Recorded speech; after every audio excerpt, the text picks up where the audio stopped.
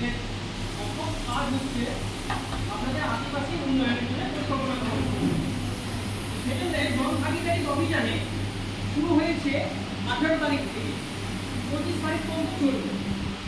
21, 22, 23 এই 3 দিন আপনাদের আদিবাসী উন্নতির জন্য বিভিন্ন রকম আপনাদের সমস্যাগুলো সরকার থেকে তুলে ধরার জন্য বলেছেন।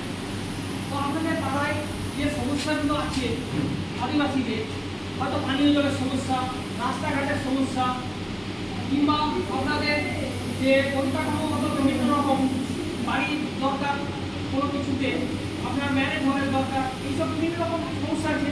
তো সেই সমস্যাগুলো আপনাদের পাড়ার যে সমস্যাগুলো সেইগুলো এখন আপনারা বলুন আমাকে, সেগুলো আমরা সরকারকে পাঠিয়ে দেবো।